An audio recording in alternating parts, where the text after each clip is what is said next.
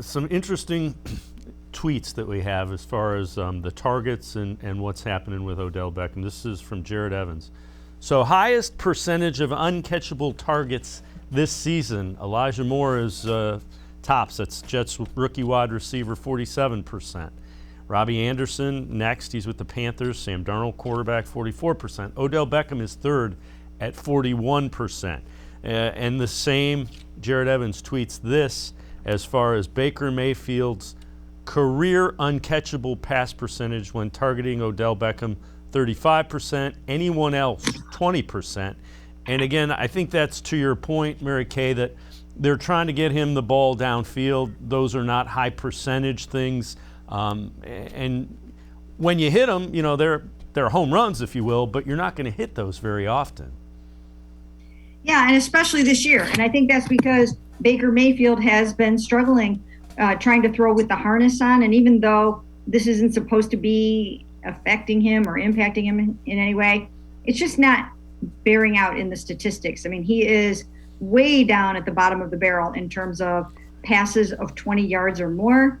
He is struggling to connect with pretty much, you know, most of his receivers on the long ball. But you're right. A lot of those low percentage passes have gone to Odell Beckham Jr. over the years, which is why you see that disparity in the catch rate. So, you know, you have to take that into account because that is huge. But still, even aside from that, those two guys just haven't had it together for whatever reason. And it's almost the 1-year anniversary of one of those fateful miscommunications that they had in Cincinnati on October 25th last year, where it was that sideline pass and they were just off. I mean, Beckham was still running. I mean, it was just one of those things where the ball got picked off and he tore the ACL trying to make the tackle.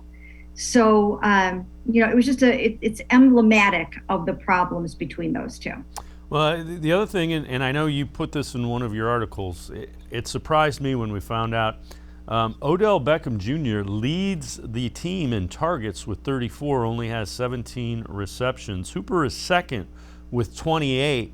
So again, you know, you're kind of surprised. I was surprised to see how often Odell had been targeted this season.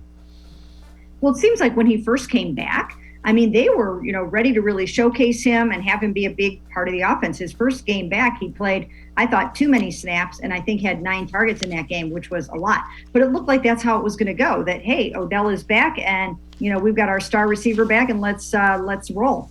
But it hasn't worked out that way, to the point where it's been fewer and fewer targets at, you know, every game, to the point where in that Chargers game in LA at SoFi, when he had all these NBA friends there, LeBron was there, people were visiting his parents in the suite and his girlfriend in the suite, and it was just looked like it was setting up for a big Odell day. And he ended up with 3 targets that day, 2 catches. That was the one game in which he dropped that, what would have been an easy touchdown pass on 4th and 2 at the 17 inside the red zone. It seemed like after that, Baker was like, okay, that's it. I gave you your chance and you blew it. And, you know, and we'll just talk about this another time. And so it's just been unfortunate. It's been unfortunate to watch how this has transpired. And now they have to figure out, where do they go from here?